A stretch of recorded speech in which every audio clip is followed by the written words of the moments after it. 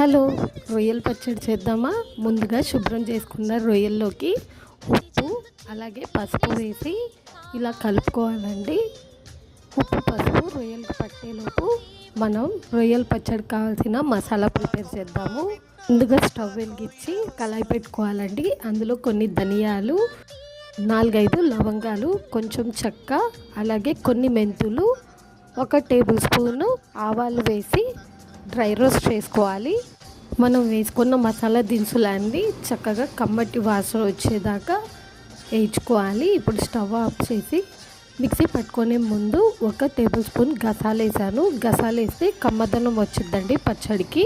ఇప్పుడు అదే కళాయిలో మనం ముందుగానే ఉప్పు పసుపు కలిపి పెట్టిన రొయ్యలు వేయించుకుందాము.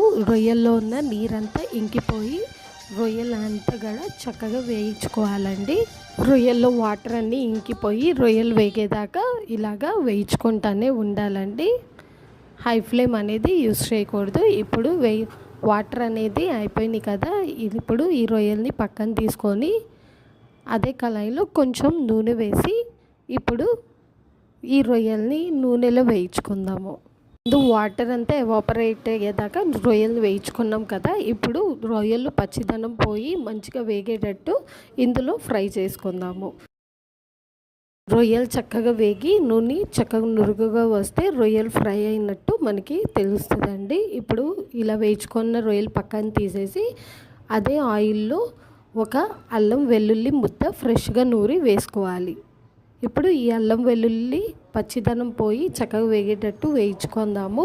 ఇందాక రొయ్యలు పట్టేటట్టు ఉప్పేసామండి. ఇప్పుడు మసాలాకు పట్టేటట్టు సరిపడా ఉప్పేసుకుంటున్నాను.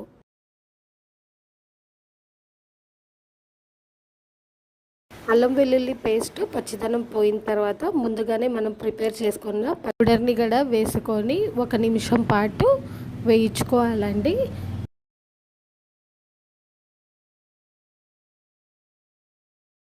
ఇలా వేగుతున్న మసాలాలోకి ఇప్పుడు ముందుగానే వేయించుకున్న రొయ్యలు వేసుకొని ఒకసారి కలుపుకుందాము. ఇప్పుడు ఇందులోనే కారం వేసుకోవాలండి. ఇలా సరిపడ కారం వేసుకొని ఒకసారి కలుపుకుందాము. కారంలో పచ్చిదనం పోయేటట్టు 1 నిమిషం పాటు వేయించుకుంటే సరిపోద్ది. మసాలాలు ఏవి కూడా మాడిపోకూడదు, అలాగే బాగా వేగిపోకూడదండి. అలా అని పచ్చిదనం ఉండకూడదు. ఇలా 1 నిమిషం పాటు కలుపుకున్నాక స్టవ్ ఆఫ్ చేసి చల్లారనివ్వాలి. పూర్తిగా చల్లారిన రొయ్యల పచ్చడిలో ఇప్పుడు 1 నిమ్మకాయ జ్యూస్ వేసుకొని కలుపుకుంటే రొయ్యల పచ్చడి రెడీ.